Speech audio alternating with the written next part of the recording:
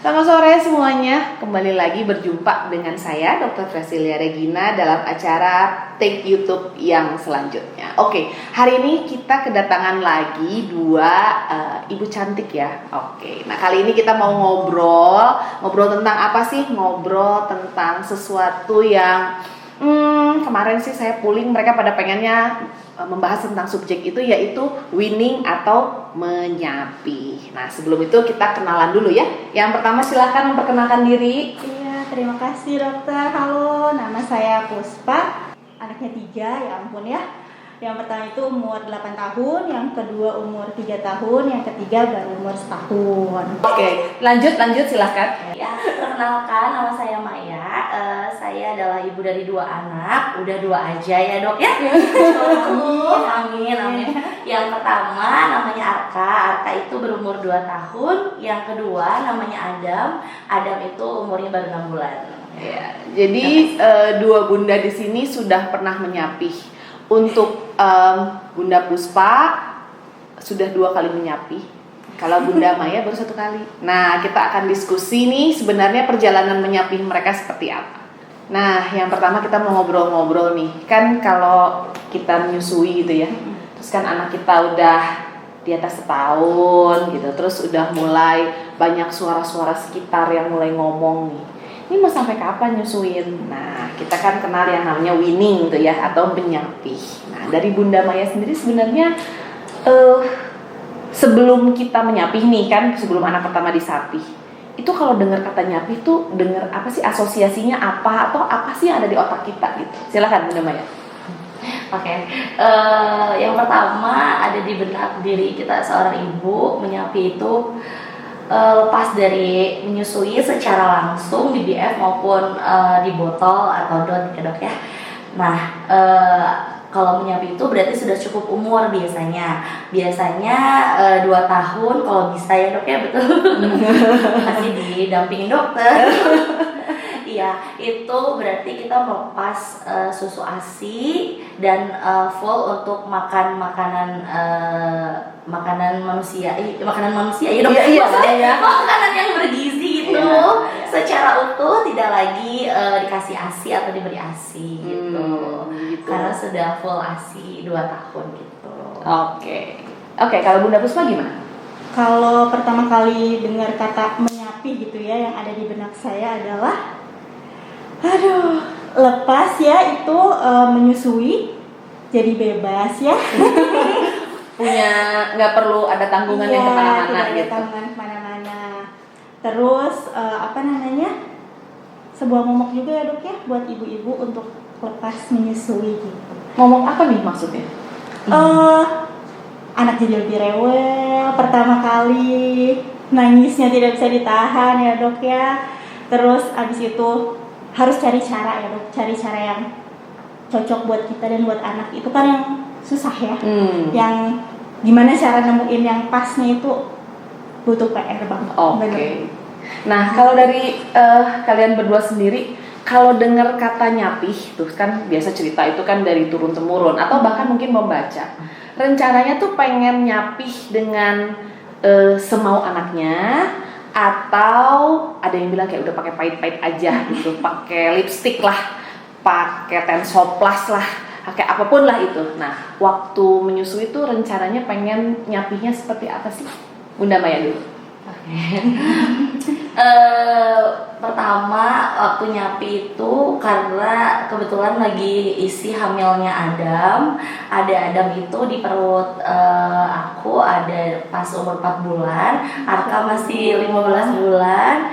Terus kata dokter Fasil, nggak apa-apa sih bun, moms kita nyusuin aja gitu kan, nggak apa-apa, nggak usah dipaksain untuk dilepas. Tapi pada waktu itu kontraksi, jadinya terpaksa harus menyapi di 15 bulan gitu. Tapi lumayan sih enak, jadi nggak usah pumping. Karena aku di kantor, yang tahu aku di kantor pasti itu kemana-mana pumping, iya, bawa ya, selalu bawa es gel gitu lah, ringkit ya gitu. Pasti ngerti ya working mom. karena kemana-mana Iya. harus bawa Iya, demi mempertahankan betul. ASI ya. Iya. Ya, jadi betul kayak Bunda Maya bilang, sebenarnya ada beberapa orang yang bukannya tidak mau mempertahankan sampai 2 tahun, tapi ada kondisi tertentu yang menyebabkan mereka harus menyapih anaknya lebih cepat. Contoh pada Bunda Maya ini adalah kehamilan anak keduanya. Nah, kapan kita bisa menyapih kalau hamil lagi gitu ya, padahal anak pertamanya kan belum 2 tahun kan gitu. Sebenarnya ada 3 kondisi sih. Nomor 1, kalau memang dia infertil atau susah hamilnya gitu, terus dia hamil lagi, nah itu boleh untuk menghentikan. Yang kedua adalah kalau pernah ada riwayat keguguran. Jadi pernah ada riwayat keguguran sebelumnya, yang ini hamil, terus sudah besar, terus taunya hamil lagi gitu. Nah itu kalau ada riwayat keguguran berulang, bisa dipertimbangkan juga diskusikan dengan dokter kandungannya. Dan yang ketiga adalah tadi kalau ada kontraksi, jadi janin yang dikandungnya beresiko gitu ya, entah naik berat badannya nggak cukup, atau ada kontraksi, atau ibunya ada flek, berarti mau nggak mau kakaknya harus disapih gitu. Nanti kita akan diskusi lebih lanjut, ngobrol-ngobrol apa yang dilakukan oleh mereka saat harus menyapih dengan paksa. Tapi kita ngobrol dulu ya sama Bunda Puspa. Gimana Bunda Puspa? Kalau ditanya pengennya seperti apa sih? Iya. Pasti pengennya winning with love ya Dok ya. Tapi ternyata setiap anak kan beda-beda ya keadaannya. Gitu. Kalau yang pertama disapih karena kemauan dia sendiri dan keadaan. Aku ada benjolan waktu itu. Umur berapa itu? Coba di 3,5 tahun. Oke. Jadi dia 3,5. jadi waktu umur 2 tahun itu udah berusaha di sounding atau gimana? Sudah dari sebelum 2 tahun sudah di sounding. Dari umur berapa tuh mulai di sounding? Dari 1,5 tahun sudah di sounding. Dia iya aja ya. Ternyata pas umur 2 tahun jejeng menangis. Ya tidak mau tidur, nggak mau ngapa-ngapain. Pokoknya kalau misalnya kita lihat videonya tuh yang dia kan bilangnya memeh ya Dok ya. Mau memeh gitu aja sepanjang hari. Ya sudah memeh. Bulan berikutnya berulang sampai capek ya. Jadi ya udah dibiarin. Ternyata ada benjolan dan ke dokter onkologi dibilangnya coba disapih. Dan kebetulan dia ikut pas ke dokter itu dan dia dengar namanya sakit gitu ya. Jadi dia terpaksa untuk berhenti gitu. Kalau yang kedua dia jarak sama adiknya lagi yang ketiga itu 22 bulan. Jadi waktu saya hamil adiknya dia masih nyusu. Sampai adiknya lahir masih nyusu. Jadi dia tandem, yang ini tandem karena memang pas lagi nyusuin anak yang kedua, lagi nyusuin Muhammad itu hamil lagi, padahal belum direncanakan karena dari Usman ke Muhammad jaraknya jauh, dipikirnya oh tenang-tenang aja, taunya hamil gitu. Iya. Nah, tapi karena memang tidak ada kontraksi tidak apa, jadi kita lanjut ya tandem breastfeeding sampai lahir. Itu pun kakaknya Muhammad yang kedua masih nyusu. Sampai umur 27 bulan adiknya ada sakit yang harus dioperasi. Nah dioperasi yang aku harus nginep di rumah sakit. Akhirnya datang malah bantuan banyak ya Dok ya. Dari ada Jakarta ya? Iya. Ada neneknya, kakeknya semua datang, omnya, tantenya pada datang. Nungguin mereka di rumah ya kan. Yang ngajak main gini gitu. Akhirnya lupa sendiri. Akhirnya Muhammad lupa sendiri, nggak minta nen lagi, jadi nggak pakai drama kayak Usman. Itu lupa dengan sendirinya. Terus kalau ditawarin juga enggak aja ya. Enggak aja. Kalau Usman gimana doanya? Kalau anak saya yang pertama itu sampai sekarang masih pengen nenen Dok. Ya, umurnya udah berapa? Umurnya 8 tahun. Jadi dia saking ediknya sama nenek sampai dia punya cita-cita, pokoknya Bu aku mau masuk surga katanya. Biar aku bisa nenen di surga. Ya ampun. Lucu banget tapi 8 tahun. Ya, Jadi itu. saking cintanya gitu ya. Jadi kayaknya waktu dibilangin sama dokter onkologi harus stop itu kayaknya dia iya tapi dalam hati kayaknya belum siap melepas gitu ya. Hanya karena kasih sayang kepada ibunya. Jadi mau nggak mau dilepas. Mau ibu aku sembuh gitu, dilepas. Dan alhamdulillah pas dilepas itu benar hilang benjolannya. Iya. Karena memang Tiga ada pilihan hormon. Yang terakhir perempuan. Yang paling gampang itu ya. Yang perempuan masih nyusu. masih nyusu. Iya, yang nomor 2 tadi yang Banyak ya Bu. Dokter Faisal sampai ingat padahal. Masya Allah. Iya, Dokter Dokter Faisal mah ingatannya. Sejarah anak-anak aku satu-satu dokter masih ingat. Padahal pasiennya benar-benar banyak sekali. kan kita berusaha lah ingat satu-satu. Ayo coba cerita dirimu gimana menyapih waktu hamil. Sebenarnya kalau aku sendiri sih lebih ke drama pasti ada aja, cuman gimana kita sendiri yang menghadapinnya dan gimana kitanya ikhlas, terus kitanya tegas, terus dari diri kitanya memang kayak oh ini sebenarnya masih harus nyusu tapi karena ama kontraksi jadi kita kayak kasih paham gitu ke Arka, Arka sayang gitu. Terus gue bawa di talk gitu cina sambil tatap-tatapan matanya tetap sedih.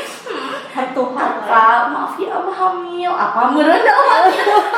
Aku nggak ngerti ya moms, nggak ngerti cina anak umur 15 bulan.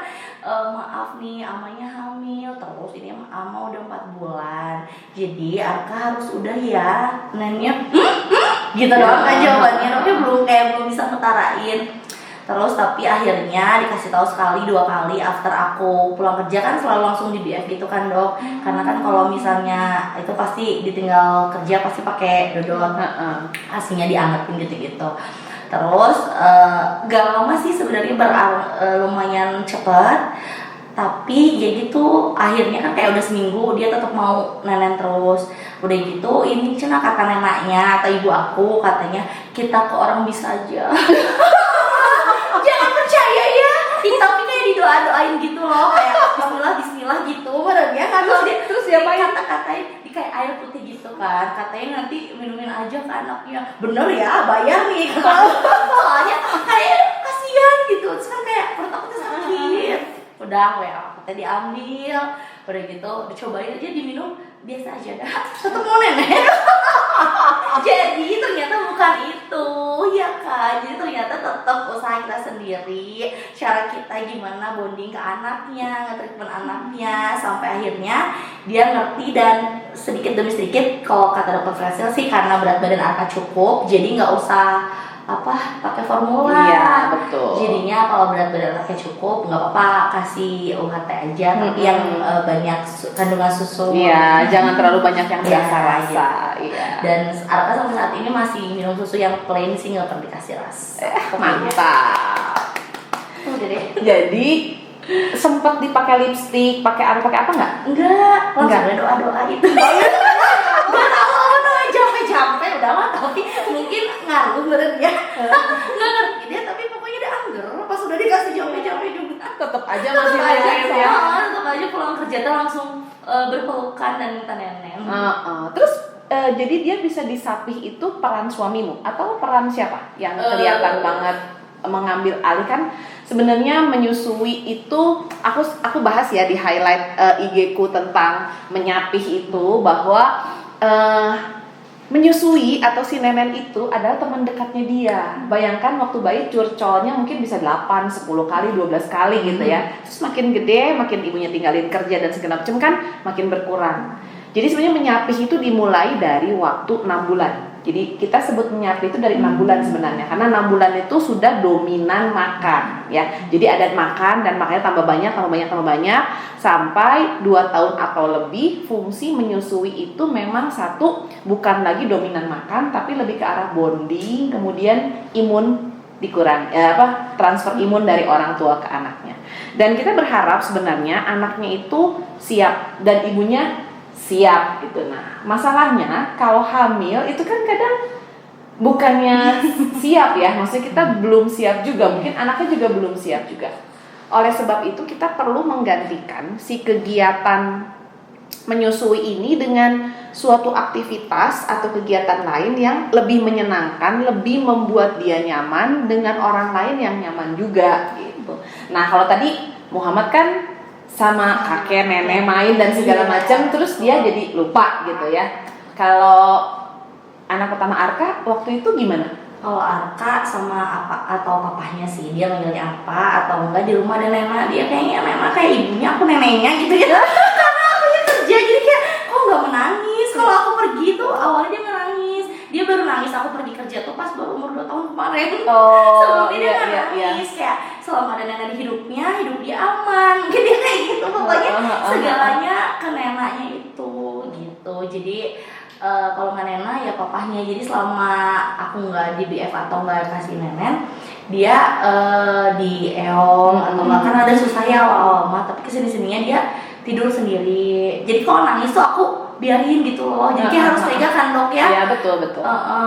Walaupun sedih-sedih tapi udah lewat. Udah lewat. Kalau Usma dulu gimana, kan masih sendiri kan, masih sendiri.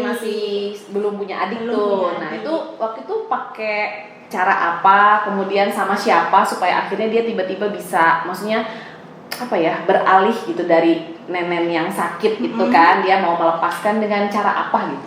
Dengan cara pegang-pegang dong. Oh, jadi dia diganti yang tadinya nyusu, dia pegang aja gitu. Dan pegangnya itu bener lama. sampai Gitu. Mungkin bisa sejam dia baru tidur ya. Oke. Dan sampai dia mau punya adik, berarti sampai umur 5 tahun. Hmm. Nah, seedik itu kan beneran. Makanya doanya di surga pengen nenek. Cita-citanya pengen Nenen. Gitu. Jadi pas aku hamil adiknya sampai umur mungkin 4 bulan ya aku hamil dok, dia masih pegang kan. Nah lama-lama aku bilang, bang, nanti neneknya buat adik ya, karena dia kan pengen banget punya adik. Jadi dia ikhlas, lama-lama dia lepas pegang neneknya gitu. Tapi ganti ke guling, ke bantal atau ke yang lain nggak sih? Enggak ya? Enggak. Soalnya ada juga loh pasienku tuh kan tadinya nyusuk ke ibunya. Kemudian dia punya adik kan. Nah, jadi kalau ibunya lagi nyusuin adiknya, dia di belakang, dia tuh megang tali BH untuk penenangnya. Jadi begitu disapi tuh dia harus pegang tali BH. Jadi ada sesuatu pengganti gitu ya yang memang Teman harus pengganti dibawa. ya. Kalau Aka nggak ada ya? Nggak ada, aduh mudah banget. Nah itu rezeki, Iya, itu rezeki, Iya, itu rezeki. Nggak sampai kayak pusing 7 keliling, nggak, biasa aja sih. Iya. Tapi iya ya dok ya. Aman Kenapa? ya? Iya, kayak orang-orang mah harus kayak megang itu Payudara pentilnya ya. ya. Tapi enggak sih. Ada juga yang banyak pakai lipstick, katanya Iya. biar takut, pakai segala macam. Oke, kita sekarang membahas. Salah satu cerita di highlight IG ku itu menyebutkan sebenarnya umur menyapih itu nggak ada yang bilang 2 tahun loh. Jadi kalau dari WHO kan 2 tahun atau lebih. Dan ada satu penelitian tentang antropologi. Antropologi itu jadi kayak manusia itu sebenarnya siap anaknya untuk bisa disapi itu umur berapa gitu. Nah, mereka ada yang bilang katanya kalau sudah 4 kali dari berat lahirnya gitu, jadi sekitar 2,5 tahun. Ada juga yang bilang saat gigi pertamanya tumbuh, gigi geraham pertama, jadi gigi tetap pertama tumbuh itu kan sekitar 6 tahunan ya. Jadi ada yang bilang nunggu tingginya jadi jadi 4 kali berat lahir gitu. Jadi ada banyak banget penelitian-penelitian yang meneliti tentang antropologi manusia, terus dia sebenarnya bisa disapi umur berapa, tapi nggak ada yang di bawah 2 tahun. Jadi sama kayak ajaran agama, sama kayak WHO, semua bilang 2 tahun atau lebih. Secara antropologi pun 2,5 tahun sampai 7 tahun. Jadi sebenarnya anak itu akan siap kalau badannya yang memang sebenarnya antara range itu, tapi kan tiap anak beda-beda ya. Ada yang siapnya lebih cepat, ada yang siapnya lebih lama. Nah itu adalah tugas kita sebagai orang tua untuk mengakomodir gitu. Nah tadi kan kita sudah ngobrolin tentang sisi anaknya. Nanti abis ini kita ngobrolin bagaimana perasaan orang tuanya. Nah lanjut ya, kita ngobrolin lagi. Waktu ngelihat anak kita bisa disapih nih, disapih terus dia percaya diri gitu ya, lepas dari kita nih. Gimana sih perasaan ibunya? Apakah sedih? Apakah masih belum melepas, anak gue udah gede nih? Atau yes, merdeka, aku bisa melakukan apapun gitu. Coba dirasakan dulu gimana, diceritain. Pengalaman nyapi aku 2 kali. dan perasaannya sangat berbeda. Oh, gitu. Karena yang pertama kan 3,5 tahun ya dok ya. Ya 3,5 tahun ngegantel gitu terus ya. Pas bisa lepas, yes lepas gitu kan. Yes bebas, nggak perlu pakai baju bukaan depan. Ya ampun, nggak perlu buka-buka di depan umum. Karena walaupun 3,5 tahun, dia bobo masih harus nenen. Gitu kan. Jadi pegel miring satu sisi gitu kan kalau nyusuin tuh. Sekarang bebas, itu yang pertama. Tapi pas yang kedua, karena disapihnya itu dia lupa ya dok ya. Aku tuh kayak yang, ya ampun, kamu tuh nggak dapet selama kakak gitu kan. Kayak yang ngelihatnya tuh kok dia bisa lupa ya, apa dia udah gak sayang lagi sama aku gitu kan, apa nggak mengingat saat-saat indah itu gitu loh. Jadi ibunya yang baper gitu ya. Saya baper setiap melihat Muhammad itu, saya baper sampai sekarang gitu. Jadi kayak ke dia juga efeknya lebih kayak manjain gitu dok, karena ada rasa bersalah gitu ya. Ada rasa bersalah karena aku ngerasa gak ngasih selama kakaknya gitu, dan nyapihnya kan bukan karena dia mau juga. Sebenarnya karena adanya sakit harus ditinggal, ya tiba-tiba lupa gitu. Jadi kayak kita ninggal pas pulang, ibu siapa ya? Nenek enggak mau katanya. Ya udah. Jadi aku ngerasa kayak kehilangan gitu, kehilangan dia banget. Belum siap melepas tapi dianya kayak dada ibu gitu ya. Iya benar. Dan itu berpengaruh nggak sih sama sifat temperamen anaknya sendiri, antara anak pertama sama anak kedua? Kenapa sih dia bisa satu kayaknya klingi banget nih sama ibunya, kalau yang kedua kayaknya memang temperamennya gimana sih gitu? Ada hubungannya nggak sih dengan menyapih yang lebih mudah gitu? Nah iya, kalau misalnya itu beda banget dok. Kalau yang pertama, karena dia juga masih edik, dia lebih gampang marah, lebih gampang sedih, lebih gampang terpancing lah kalau misalnya kenapa-napa gitu, kayak ngerasa kehilangan sesuatu gitu kan. Kalau Muhammad tuh enggak, jadi ya sudah berakhir ya sudah, kayak tidak ada apa-apa gitu. Dia main-main aja, mau kemana aja. Kayak Dek kan panggilannya Dodo kan. Dodo, Bu pergi dulu ya. Oh iya gitu. Jadi kayak aku merasa kehilangan gitu, malah yang dia udah gak mau lagi sih sama bubu gitu. Tapi memang anaknya sendiri kan memang Dodo itu lebih easy going ya. Muhammad itu kan lebih easy going, lebih gampang mau main kemana-mana gitu ya. Sementara kalau Usman itu kan lebih pendiam, melihat dulu, observasi, melihat dulu gitu ya. Jadi kayaknya memang temperamen anak itu mempengaruhi juga cara kita menyapih. Ini anaknya tipe begini, mungkin akan menyapihnya lebih lama kalau dia memang baperan, apalagi bahasa kasihnya sentuhan mungkin. Itu dia akan lebih lama. Tapi kalau bahasa kasihnya mungkin dia adalah bermain, pelayanan sama orang lain gitu ya, kayak Arka mungkin. Jadi kalau ada nenaknya yang melayani dia kayak ya udah gitu, kayaknya happy aja gitu. Tapi perasaanmu gimana waktu dia kayak ya udah akhirnya disapih gitu? Itu hore, yes, atau kok dia gitu sih gitu?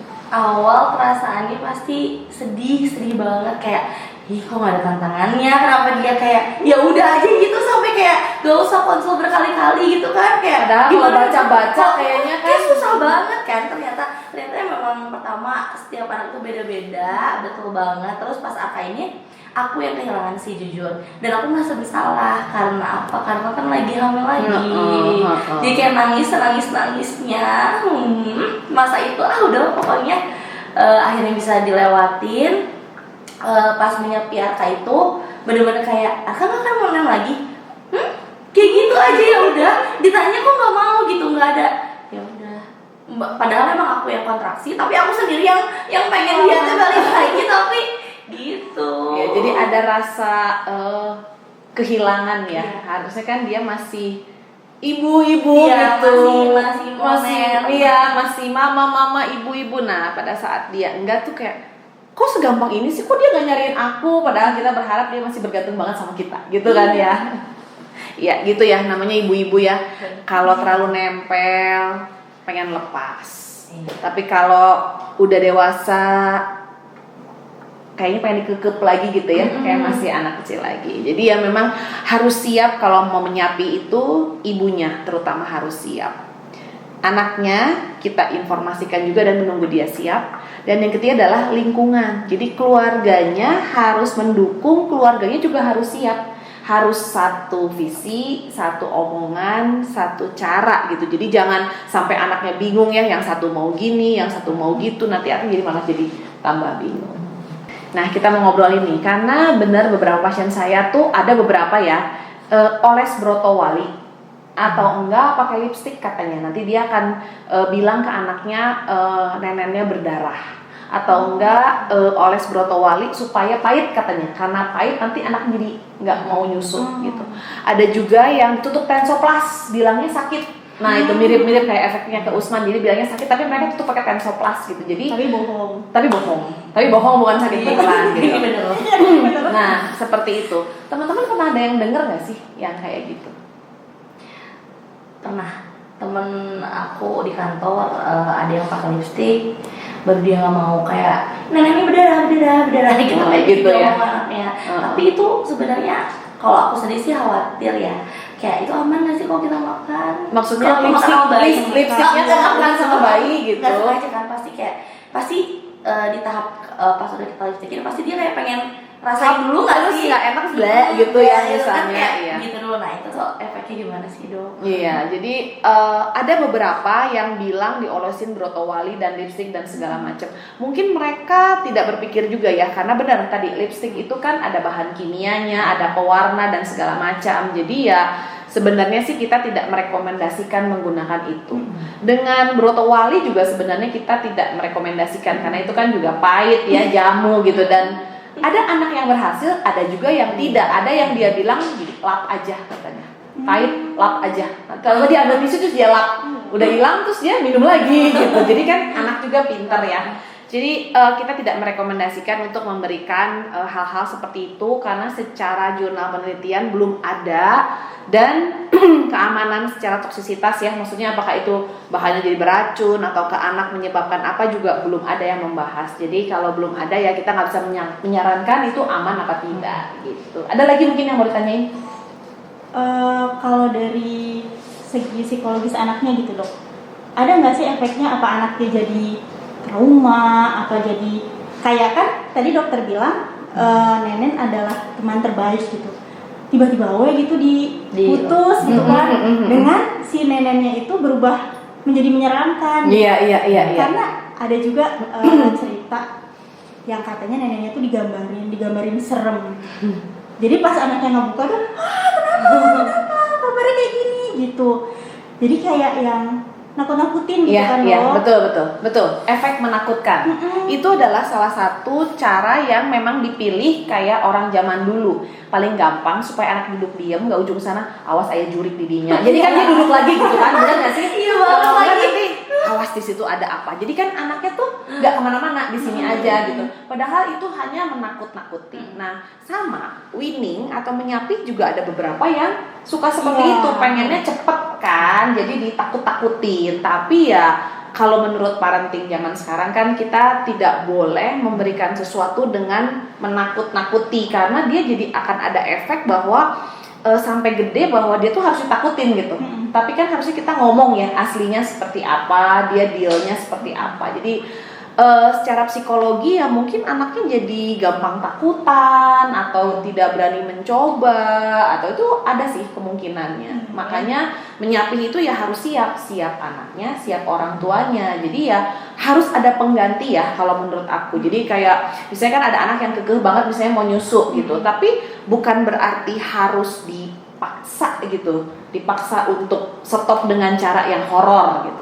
Ada lagi yang lain, misalnya kalau kalian pernah mendengar sleep training. Pernah dengar sleep training? Kan sekarang lagi booming banget tuh. Beberapa nanya ke aku gini, ada yang baru lahiran tuh, baru beberapa hari, umurnya 2 minggu lah. Lagi kayak, dok kurang banget tidur nih dok, boleh nggak anaknya di sleep training? Maksudnya, ya malam biar nggak bangun, saya tidur, dia tidur. Saya bilang belum boleh, karena kalau baru 2 minggu itu kan memang dia iramanya malam lebih banyak minum dibanding siang gitu kan. Sama dengan metode sleep training. Jadi kapan sih seseorang anak itu harus disapih lebih cepat dibanding usia 2 tahun? Itu kan pertanyaannya. Satu, kalau gizinya tidak baik. Jadi dia edik nenen, tapi berat badannya nggak naik. Jadi dia selalu menganggap bahwa nggak mau makan nggak apa-apa, yang penting nyusu. Nah itu tidak boleh. Disapih bukan berarti dihentikan ya, tapi disapih. Artinya apa? Nyusu itu boleh sampai 2 tahun atau lebih, tapi dia harus sadar bahwa itu tidak bisa menggantikan makan. Nah, sama yang kedua adalah kalau anaknya berpikir jalan keluarnya adalah nenen. Jatuh nenen, kejeduk nenen, di mobil nenen, kejepit nenen, marah sama siapapun lari ke ibunya nenen. Nah itu juga harus mulai diwinning.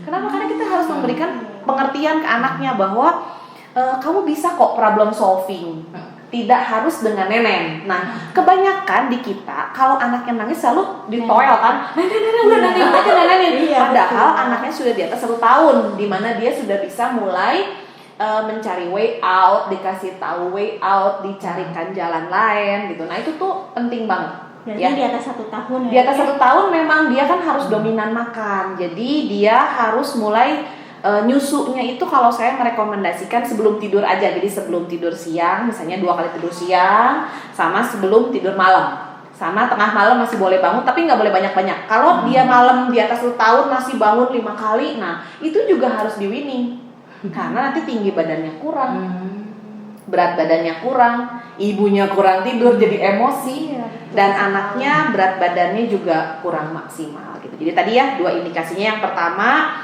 indikasinya gangguan gizi, yang kedua dia mengganggu tidur, tidak bisa menenangkan diri kecuali dengan nenen, dan yang ketiga adalah tadi kalau misalnya ibunya hamil lagi, kemudian ibunya ternyata ada kontraksi, ibunya infertil dan segala macam. Jadi bisa kok diwinning lebih cepat dari usianya gitu. Tapi ya harus berhenti totalnya kapan ya itu balik lagi. Kitanya siap, anaknya siap dengan cara winning with love. Jadi dikasih tahu memang sudah besar. Kalau anaknya kekeh ya harus dikasih tahu berulang-ulang, dan ganti kegiatan menyusui itu dengan sesuatu yang lebih menyenangkan. Kalau anakku tuh senang pijet, sebelum tidur tuh senang pijet gitu.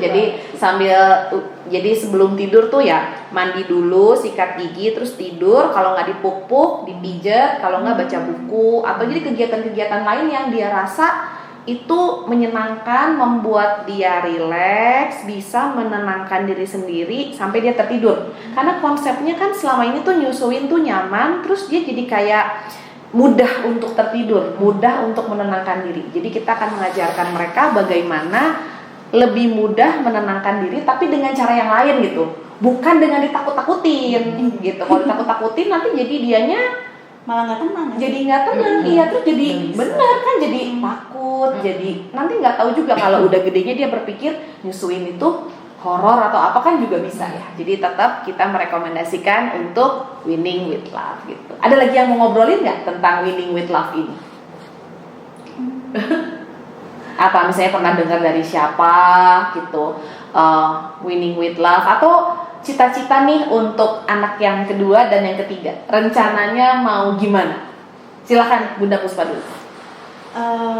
Kalau untuk yang ketiga ya, karena mudah-mudahan ini yang terakhir ya dok. Mudah-mudahan ini yang terakhir. Jadi pengennya tuh memang benar-benar dari anaknya yang mau sendiri gitu kan. Sebenarnya waktu Usman juga pengennya tuh anaknya mau sendiri, tapi ternyata ada trouble sakit gitu kan. Nah yang ini juga pengennya tuh anaknya mau sendiri gitu. Pengennya nggak pakai ditakut-takutin, nggak pakai diapa-apain, dan juga nggak lupa gitu dok sebenarnya. Jadi dia masih ingat lah, oh aku punya kenangan indah loh dengan menyusu gitu kan. Kalau Usman kan punya kenangan indah ya dok. Kalau Muhammad enggak, udah apa ya nenek kayaknya apa ya gitu sih dok. Terus pengen menggantikan dengan sesuatu yang nyaman juga sih buat dia, karena dia pernah sakit ya dok, traumanya kan tinggi. Jadi benar-benar yang nenek itu membuat nyaman gitu kayaknya. Jadi kayak yang dokter bilang tadi, sekarang dia apa-apa balikin nenek, apa-apa balikin nenek itu jadi kayak gitu. Jadi mungkin ada insight juga nih dok, mungkin kayaknya dia harus mulai disapih ya dok Iya, ya. pelan-pelan sih Pelan-pelan. sebenarnya, dan digantikan dengan yang lebih nyaman. Misalnya dia punya guling, atau enggak kegiatan membaca buku, atau enggak dipijit, Iya. atau enggak dielus-elus, atau apapun lah itu untuk menggantikan kenyamanan menyusuinya itu, supaya nanti disapihnya nggak terlalu susah ya. Dan kita tuh harusnya bisa meyakinkan mereka bahwa ibu itu selalu ada walaupun nenen tidak. Ngerti ya? Jadi kita itu adalah bukan nenen gitu. Ngerti gak sih maksudnya? Nenen ada di badan ibu, nenen ada di badan mama, tapi kalaupun kamu tidak nenen, ibu akan selalu ada. Itu loh yang harus kita yakinkan. Entah dengan pelukan, ciuman, cerita, belayan. Pokoknya ibu tuh akan selalu ada, bukan nggak nenen terus lepas dari ibu terus ibu nggak sayang aku, ibu lupa aku, ibu nggak akan lagi bersama aku gitu. Tidak. Jadi konsep itu yang harus kita tanamkan ke mereka. Dan harusnya saat mereka bilang gitu kayak, aku udah gede loh bu, aku udah mau berhenti nenen, itu adalah suatu kematangan bahwa mereka siap. Kalau kayak burung tuh siap untuk terbang. Dan kita sebagai orang tua harusnya bangga karena mereka sudah sadar bahwa aku sudah besar, aku bisa melepaskan nenen dari teman baikku itu, aku lepaskan bukan karena aku benci atau aku takut-takutin, tapi memang aku sudah cukup dewasa. Sama seperti nanti kalau mereka menikah, saat mereka memutuskan untuk move on dari kita, ya kita jangan melo-melo dong. Kita harusnya bangga bahwa kita sudah menjadi ibu yang bisa mendidik mereka untuk mature, untuk dewasa, untuk lepas gitu dari kita. Boleh tanya nggak sih dok? Boleh lah. Yang mengganjal gitu ya di saya dok. Sebenarnya kalau dia nangis, dia ada efek samping karena kita nyapih, seberapa bisa ditolerir sih dok? Misalnya dia nangis udah sejam, terus apa yang harus kita lakuin? Apa ya udah kita ngalah aja kasih nenen? Iya. Atau antepin gue? Ya itu sama kayak sleep training sih. Jadi satu, kita harus lihat ini anaknya model gimana, model kekeh apa model tidak gitu. Nah jadi yang kedua adalah kalau kita sudah memutuskan, itu adalah hal baik yang tidak bisa kita tarik undur. Kalau enggak, setiap dia nangis kita berubah, dia tahu bahwa itu senjata kan. Jadi kalau saya nangis, saya dapet gitu. Jadi sekarang kan problemnya adalah harusnya dia bisa menenangkan diri kan. Tidak harus semuanya dengan nenen. Jadi nenen itu ada porsinya. Di atas 1 tahun kan paling hanya 30%. Artinya dia nyusunya sebelum tidur siang, sebelum tidur sore, sebelum tidur malam, paling tengah malam 1 kali gitu. Sisanya tuh dia harusnya makan. Jadi mungkin kalau Hadijah itu kan memang anaknya Bunda Puspa yang ketiga itu traumatik dengan segala macam operasi ya. Jadi kayak tusukan infus, wah ronsen, wah antibiotik, ya operasi, semuanya tuh kayaknya udah membuat dia menjadi pribadi yang, karena kalau operasi itu kan ditinggal ya dari ibunya kan gitu. Kemudian ditusuk tuh kan sakit ya. Jadi dia jadi pribadi yang mungkin lebih traumatik ya, lebih sakit gitu dibanding kakak-kakaknya. Jadi dirimu harus mungkin mengisi dulu sisi traumatiknya dia dulu, bahwa ibu tuh ada gitu. Jadi kalau dia nangis, kita tawarin mau peluk, mau dicium, mau digendong, kita jalan-jalan sambil berpelukan digendong, atau mau tidur bareng. Jadi tetap ibunya ada, tapi nenennya yang tidak gitu. Nah, yang kedua adalah mencari penenangnya dia. Tadi kan kita sempat ngobrol-ngobrol nih. Katanya Hadijah itu paling dekat sama kakek kan. Iya, nah, betul. kakek itu harus selalu ada kalau dia mau menyapih. Karena kalau dengan kakek dia merasa nyaman. Nanti dia lama-lama kayak Muhammad, jadi agak lupa sedikit-sedikit dengan nenen gitu. Jadi saranku, orang atau aktivitas atau apapun yang membuat dia nyaman itu harus dipersering gitu, supaya dia tahu bahwa nenen itu akan nanti sebelum tidur. Di luar itu dia bisa kok menenangkan diri, diajarin dan segala macam sama sumber nyamannya dia. Berarti kalau misalnya memang kita langsung dia nangis gitu ya, pas mau lepas nenek dia nangis terus kita langsung diemin aja, itu nggak baik juga ya dok ya? Iya, karena menurut saya kita harus ngasih tahu dulu ke dia gitu. Hadijah, mulai sekarang neneknya sebelum tidur siang aja 2 kali, sebelum tidur malam, paling tengah malam ibu boleh gitu ya, bunda boleh misalnya mau nenenin. Tapi di luar itu mohon maaf, bunda percaya Hadijah juga sudah besar, bisa main sama Usman, bisa main sama Dodo, bisa ada kakek. Nanti kita lebih banyak main. Dan secara teori, kalau anak itu nggak ada kerjaan, dia akan cari nenek. Nah itu. Jadi nggak boleh sering-sering di rumah, karena kalau di rumah berdua doang, ya sumber kenyamanannya itu. Kesenangannya itu. Iya, tapi kalau dia keluar main sama siapapun, apalagi dengan orang yang dia nyaman, dia akan sedikit-sedikit lupa. Nanti kalau udah dibiasakan seperti itu akan lebih mudah. Jadi nggak menderu-deru menangis juga gitu. Kalau itu sih tips dari aku. Terima kasih banget. Iya, sama-sama. Gimana kalau rencanamu menyapi Adam?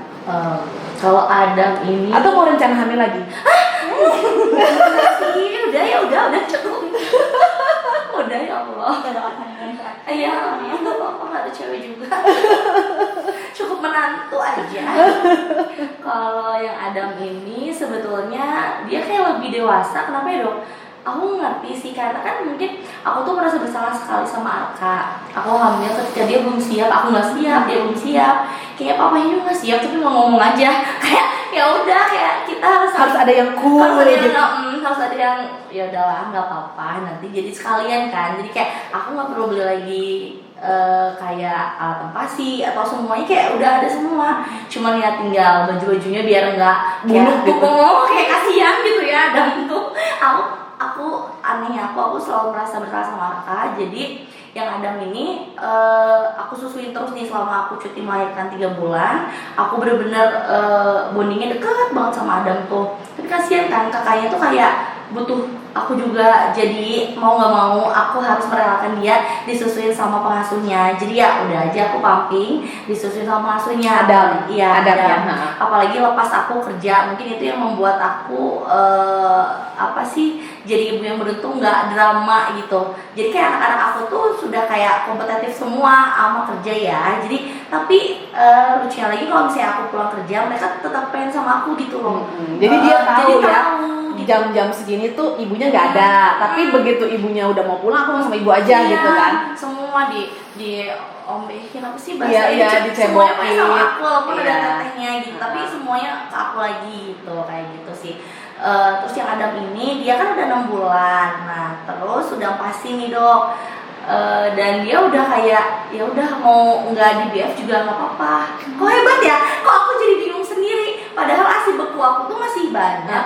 Jadi kayak kok kamu kuat banget sih, tapi ya udah. Tapi dia kuat makan ya. Iya, Adam ini kuat makan. Iya. Bener-bener kayak kalau pas perkenalan pertama kali makan tuh kayak langsung kayak gitu. Pengen makan iya, ya? Jadi kayak terus aja calangap apa sih Iya, bahasanya? calangap ya, mangap gitu. Mangap terus, jadi kayak ke susu juga ya, jadi nggak terlalu ini, Nggak tapi terlalu banyak, dan aku iya. juga jadi mulai berkurang kayak begadang. Kalau di umur segini ini udah nggak para regel gitu kanan kiri, dan dia yang lebih gitu kayak lebih dewasa dari kakaknya. Kenapa ya dok? Iya, Yang memang. gitu. Katanya anak kedua tuh begitu ya. Bingung ya? Karena Gitu kita nggak sih? karena kan kita udah lebih mungkin lebih ngerti ya. Kalau anak pertama kan dikit-dikit ngeng langsung Iya, wah gitu kan. santai Iya. kita Terus yang kedua kan kayak nangis dikit. Bentar ya, Bunda lagi sama Arka sebentar, Dam, sebentar gitu. Jadi kayaknya anak kedua tuh memang dibiasakan dari kecil untuk mau menunggu, lebih bisa menenangkan diri sendiri itu loh. Iya. Dan ya itu tadi, kalau dia jago makan,